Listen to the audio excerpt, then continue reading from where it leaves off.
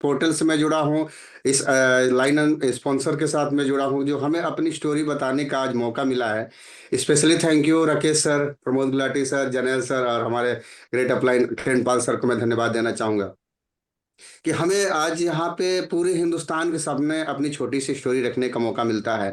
देखिए दोस्त, स्टोरी तो मेरी बहुत बड़ी है, क्योंकि आरसीएम हमारे जिंदगी में क्या क्या बदलाव किया है। जैसे कि महेंद्र सर बता रहे थे कि कैसे बदलाव किया जा सकता है। मैं स्टोरी बताने लगूँ तो बहुत टाइम लगेगा, लेकिन बहुत शॉर्ट में जितना हमें समय मिला है उस समय में आप लोग को अपनी स्टोरी बताने का प्रयास करूंगा। और 100% रियल स्टोरी मेरी रहती है, कोई ऐसी बनावटी नहीं है। तो मैं अपना छोटा स्टोरी बता दूं। मेरा नाम रविंद्र यादव है, मैं बलिया उत्तर प्रदेश से हूँ। फैमिली की बात करें तो हम 5 भाई बहन हैं। 3 हमारी बहनें थी और हम 2 भाई हैं।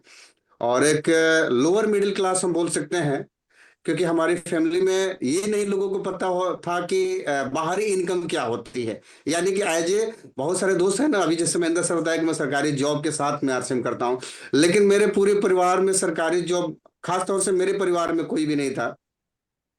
स्टार्टिंग मेरे घर की जो स्टोरी थी बस इतना ही था कि अगर आज बढ़िया खाना बन जाता था तो हम लोग बचपन में बड़े खुश हो जाते थे कि माता जी हमारी आज खाने के लिए अच्छा खाना बना है। एक सपना था कि अच्छा खाना खाने को मिलेगा कि नहीं। और खास तौर से अगर हम पहनने की बात करें, कपड़े की बात करें, तो हमें नहीं याद है कि हमारी जिंदगी में जल्दी मेरे को नया कपड़ा पहनने को मिला था। क्योंकि मेरी माताजी और पिताजी बिल्कुल पढ़े लिखे नहीं थे। पिताजी हमारी अपने जमाने में हल बैल चलाया करते थे। और मैंने अपने आंखों से देखा है अपने पिताजी को, क्योंकि गांव में पहले हल बैल से खेती होती थी। तो कभी कभी क्या होता था कि बैल का तबीयत खराब हो जाता था। मेरे दादाजी के लाइफ में बता दूं तो दादाजी एक तरफ से बैल, अगर छोटा बच्चा बैल होता था उसको लगाते थे, एक तरफ से अपने पिताजी को मैंने देखा था कि वो बैल की जगह पे हल चला करके भी खेती करते थे। वो दिन याद करते हैं तो मुझे याद आता है कि हमारे पिताजी की जिंदगी में कितनी दिक्कतें थी। लेकिन हाँ, एक सपना था हमारे पिताजी का कि ठीक है हमने नहीं पढ़ा, हमारी माताजी भी पढ़ी लिखी नहीं थी, लेकिन उनका सपना था कि बेटा मेरा ये काम नहीं करेगा, यानी कि खेती बाड़ी वाला काम मेरा बेटा नहीं करेगा। तो हमारी माताजी और पिताजी का टारगेट था कि सरकारी स्कूल से नहीं पढ़ाए, वो चाहे जैसे भी हो। शिशु मंदिर स्कूल हमारे लगभग हमारे घर से 3 किलोमीटर दूर दूर हुआ करता था। हम वहां पे जाके पढ़ाई करते थे। उस टाइम पे हमारा 15 रुपया मंथली फीस लगता था शिशु मंदिर का। सरकारी स्कूल की बात करते 1 रुपया 25 पैसा उस समय फीस लगा करता था। मैं स्टोरी बताना क्या चाह रहा हूँ कि हमारे जिंदगी में बदलाव कैसे हुआ। क्योंकि गांव में घर की बात करें तो 1 कमरे हुआ करते थे, जिसमें हम 5 भाई बहन और 2 हमारे मम्मी पापा, 7 लोगों का परिवार कैसे रहता होगा आप अंदाजा लगा सकते थे। तो हमारे पिताजी ने उस घर के बाहर एक छोटी सी झोपड़ी लगाया, इसलिए कि चलो बेटा बेटी बच्चे उसमें सो जाएंगे और बाकी एक फैमिली में 5 लोग 7 लोग एक कमरे में नहीं रह पाएंगे। और झोपड़ी के बाहर ही खाना बनाने के लिए पहले चूल्हा हुआ करता था। आज सिलेंडर सबके घर में है, लेकिन चूल्हा हुआ करता था, चूल्हे पे बनता था। लेकिन एक समय है जो हमारे यूपी तो बिहार से खास तौर से हमारी बातों से रिलेट कर सकते हैं। एक समय आता है जब अप्रैल मई का, उस समय आंधी तूफान भी आता है शाम को खाना बनाते समय। तो मुझे आज भी याद है कि हमारी माता जी जब खाना बनाते थे, जब आंधी आती थी, तो चूल्हे के बाहर में बाल्टी में पानी और तसला जिसको बोलते हैं पानी रखा करते थे। और थोड़ा भी आंधी आती थी तो तुरंत डाल देती थी चूल्हे में कि आग कहीं उड़ करके झोपड़ी में न लग जाए, क्योंकि पूरा झोपड़ी में ही खाने पीने का सारा हमारा व्यवस्था रहा करता था। ऐसी लाइफस्टाइल थी, ऐसी जिंदगी थी। और बात करें अगर अपनी पैसे की, इनकम की, तो मुझे आज भी याद है कि हमारे चाचा जी पटीदारी में लगेंगे। चाचा जी वो लेखपाल थे, आज इस दुनिया में नहीं है, उनका बेटा आज लेखपाल है। उनके खेतों में हम लोग काम किया करते थे, यानी मजदूरी भी मैंने किया है बचपन में। हाँ जी, दूसरे के नहीं, लेकिन अपने पटीदार के खेत में मैंने काम किया है। और अपनी स्टोरी बताने में मुझे शर्म नहीं है, क्योंकि आरसीएम ने ऐसा बना दिया है ना कि अपनी स्टोरी बताने में मुझे गर्व होता है कि हाँ हमारी जिंदगी क्या थी। हम अपने बच्चों से कभी जब शेयर करते हैं ना, हमारे बच्चे आज भी रो देते हैं कि पापा आपकी लाइफ में ऐसा भी था क्या। लेकिन हाँ बिल्कुल ऐसा था। और बेटे आज भी हमारे अगर गांव जाते हैं ना, तो वो चीज दिखाता हूँ, देखो बेटा ये पहले घर था, ये हमारी जिंदगी थी। लेकिन अगर बात करें हमारी जिंदगी में आरसीएम आया, क्या बदलाव किया। बदलाव बस इतना किया दोस्त कि आरसीएम मेरे जिंदगी में जब आया ना, तो कोई भी दोस्त आसानी से आरसीएम आना नहीं चाहता है। जैसे आप लोग के लाइफ में भी आरसीएम आया होगा ना, जो भी सीनियर साथी लाया होगा, जो अपलाइन लाया होगा या आपके रिलेटिव लाया होगा, हम लोग जल्दी कंसेप्ट को एक्सेप्ट नहीं करना चाहते हैं। सच्चाई भी है, क्योंकि उतनी अच्छी इमेज नहीं थी। आज के जो पीढ़ी है, आज के जो जनरेशन है, उनके लिए नेटवर्क मार्केटिंग, खास तौर से आरसीएम, और बहुत बड़ा कुछ करके दे चुका है। लेकिन उस जमाने में आरसीएम को या नेटवर्क मार्केटिंग को बहुत अच्छा नहीं माना जाता था, और हम भी अच्छा नहीं मानते थे। क्योंकि जब हमें मिला था आरसीएम, उस समय हाई स्कूल का एग्जाम मैं दे रहा था, मुझे आज भी याद है, मैं हाई स्कूल का एग्जाम दे रहा था, और हमारे पास जो सीनियर आए थे, गुड़गांव से आए थे लोग समझाने के लिए, हमारे बड़े भाई साहब के माध्यम से। तो मैं समझना नहीं चाह रहा था, लेकिन कब से कैसे समझ में आया, क्योंकि हमारे पड़ोस में एक हमारे डॉक्टर सुदर्शन यादव जी थे। वो अच्छे डिस्पेंसरी चलती थी, अच्छा पैसा भी कमाते थे। हमारे बगल में टीचर लोग थे, उनको समझ में आया, वो लोग ज्वाइन कर गए। तो फिर हमारे जो सीनियर जो गुड़गांव से आए थे लोग, वो बोले कि रविंद्र जी, जब सारे लोग समझ गए थे यार, आप भी ज्वाइन कर लो ना।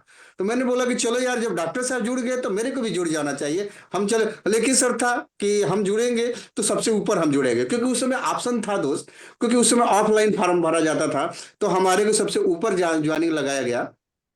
शुरुआत मेरा भी 803 रुपया से हुआ था, चेक आया करता था उस समय में। और हमारे गुरुदेव आदरणीय Kiranpal sir, general sir, Gulati sir, और खास तौर से राकेश सर गवाह है, हमारे घर पे आए हैं, कई बार हमारे घर पे आए हैं, और हमारे घर की क्या स्थिति थी गुरुदेव से छुपा नहीं है। लेकिन जैसे मैंने शुरुआत की आरसीएम को, तो एक टारगेट के अनुसार, अच्छा पहले तो शुरू में अच्छा नहीं लगा कि मुझे नहीं करना आरसीएम। लेकिन हाँ, जब 803 रुपया आया, सेकंड चेक मेरा 912 रुपया आया। ऐसे करते करते मात्र 6 महीने के बाद 9,500 रुपया मंथली तक मैं इनकम पे पहुंच गया। और उसमें सबसे बड़ा कोई रोल रहा ना, तो आदरणीय राकेश शर्मा सर और आदरणीय प्रमोद गुलाटी सर का रहा है। क्योंकि उस टाइम पे मेरा सपोर्ट करने के लिए 1-to-1, चाहे आज हम लोग जिस भाषा में बोलते हैं ना कि 1-to-1 मीटिंग लेना पड़ेगा, 1-to-1 मीटिंग लेते थे, तो आदरणीय प्रमोद गुलाटी सर, राकेश सर लेते थे। तो मुझे याद है कि शुरुआत मेरा 803 रुपया से हुआ था। लेकिन जब पैसा दिखने लगा, मान सम्मान दिखने लगा, तो मैंने सोचा कि चलो इस आरसीएम को थोड़ा मन से कर लेते हैं, दिल से कर लेते हैं। शुरुआत बेशक छोटे से हुआ था, लेकिन जैसे जैसे इनकम आई, मैं थोड़ा सा फुल के काम करने लगा। मैं हाई स्कूल भी पास किया, इंटरमीडिएट भी पास किया, लेकिन प्रायोरिटी पर मैंने आरसीएम रखना शुरू कर दिया। पहला प्रायोरिटी मेरा आरसीएम रह गया। पढ़ाई को मैं सेकेंडरी किया कि चलो यार एजुकेशन जरूरी है, लेकिन पहले आरसीएम को मैं दिल से करने लगा। और ग्रेजुएशन पास करते करते मैं टेक्निकल बना। उसी टाइम में मेरी शादी लगने की बात होने लगी।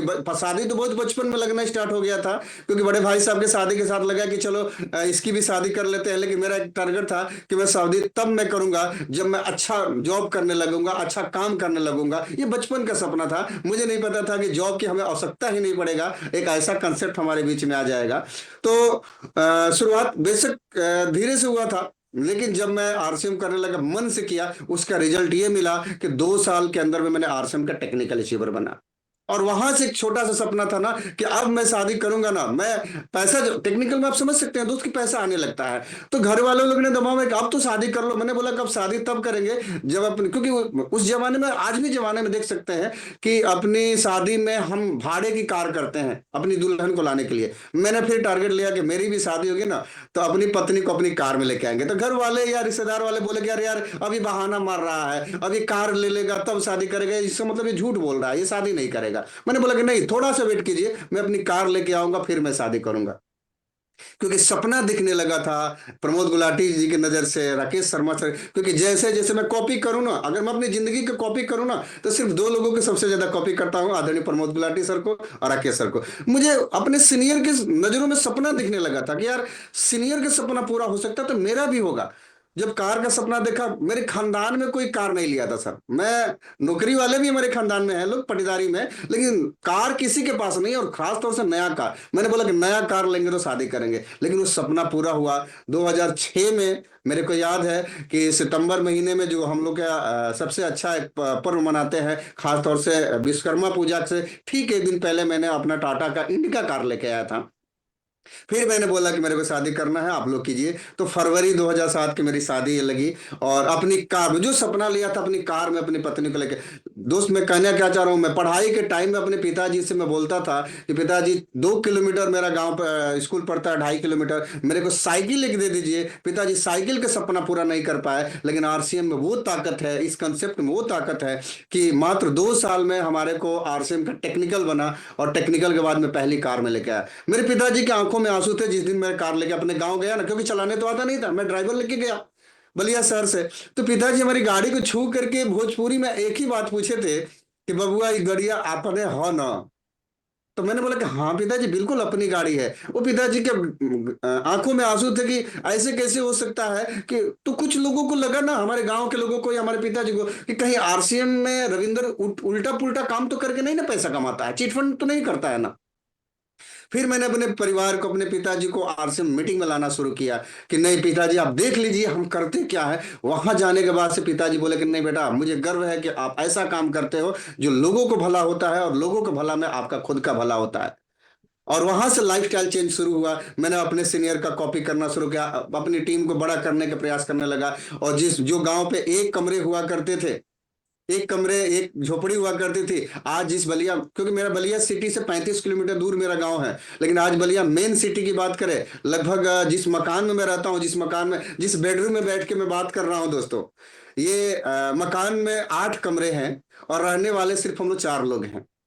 आज खुशी होती है कि आरसीएम ने क्या जिंदगी बदल दिया। अगर अगर इस बेडरूम की बात में बताऊं, तो पहले घर से निकलते थे तो मोटरसाइकिल पे ठंडी लगती थी, एक कार आई, लेकिन ये हुआ कि नहीं वो कार पुरानी हो गई है, थोड़ी सी जिंदगी में और लग्जरी लाते हैं, तो चलो एक बेहतरीन कार लेते हैं। तो 2020 में, आज से 5 साढ़े 5 साल 6 साल पहले बात करूं, जनवरी का महीना था, मैंने राकेश सर से वादा किया था गुरुदेव अगली बार आएंगे तो एक दूसरी गाड़ी गाड़ी का रिबन काटना पड़ेगा। 2020 में मेरे को याद है 25 जनवरी 2020 को हमारे गुरुदेव, आदरणीय गुरुदेव के द्वारा ये आरसीएम के मैं सेकंड कार जो विटारा ब्रेजा जो टॉप मॉडल है, मैंने उसको परचेज किया। मैं इतनी क्यों बातें बता रहा हूँ, क्योंकि शॉर्ट में बातें हैं, क्योंकि जिंदगी में कैसे बदलाव होता है, मैंने बचपन में अपनी गरीबी को देखा है और आज अपनी जिंदगी का लाइफस्टाइल देखता हूं ना, तो मुझे गर्व होता है कि अगर आरसीएम नहीं होता तो शायद मैं वही नौकरी, पढ़ाई करने के बाद नौकरी के धक्के खाने के प्रयास में होता कि चलो मुझे कहीं नौकरी मिल जाएगी।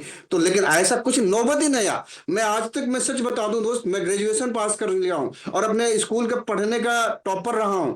अगर हाई स्कूल की मार्क्स की बात करें ना, तो मैं 86% मेरा हाई स्कूल में मार्क्स है। इंटरमीडिएट में 76% है। ग्रेजुएट भी मैंने बलिया सतीश चंद्र कॉलेज से किया, पढ़ाई भी किया, आरसीएम के साथ मैंने किया। सब कुछ जिंदगी में दे दिया। जिस मकान में रहता हूं उस मकान की, अगर मैं लागत की बात करूं ना, लोग बोलते हैं ना कि आरसीएम से कितना पैसा कमाए। देखिए पैसा बताना इसमें कोई जरूरी नहीं होता है कि, लेकिन हमारा जो आरसीएम परिवार है ना, जो नए लोग हैं ना, वो आरसीएम में पैसे को पहले प्राथमिकता देते हैं। इतना पूछते हैं कि कितने दिन से आरसीएम में है, तो कोई बताता है कि 1 साल से 2 साल से, तो अगला सवाल उनका होता है कि कितना आरसीएम से कमाते हो। तो मैं ज्यादा तो नहीं कमाता हूं, इतना मैं बताता हूं कि मैं इतना ही कमाया हूं कि गांव पे एक छोटी सी झोपड़ी और छोटा सा घर था जो प्लास्टर तक नहीं था, लेकिन जिस मकान में रहता हूं लगभग 85 लाख रुपीज प्लस का मेरे वैल्यू है जी। अगर बात करें बलिया में प्रॉपर्टी की, तो मैं अपने 2 प्लाट ऑलरेडी मैं परचेज कर चुका हूं, जिसकी कीमत लगभग 50 लाख से ज्यादा हो चुका है। अगर लाइफस्टाइल की बात करें, तो हम पिताजी से साइकिल मांगे थे, नहीं दे पाए थे, लेकिन आज मेरा बेटे को अगर घर स्कूल में जाना पड़ता है, कॉलेज जाना पड़ता है, तो आज सोचता है कि मोटरसाइकिल में अपाची लेके निकलूं पापा, कि बुलेट लेके निकलूं पापा, कि अपनी 4 व्हीलर कार लेके निकलूं।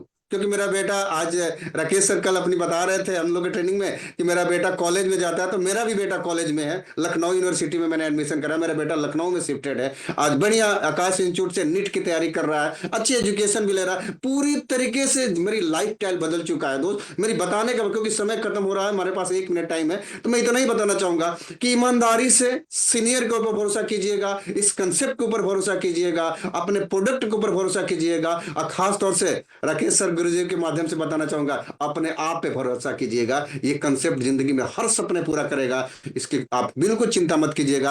आप लगे रहिएगा मन से, लगन से। जैसे हमारी जिंदगी में बदलाव आया, आप सबकी जिंदगी में बदलाव आएगा। अपने समय खत्म हो रहा, तो बहुत बहुत धन्यवाद Mahendra sir, thank you very much, अपनी स्टोरी बताने का मौका दिए। और स्पेशली थैंक यू अपने सीनियर अपलाइन को, थैंक यू वेरी मच।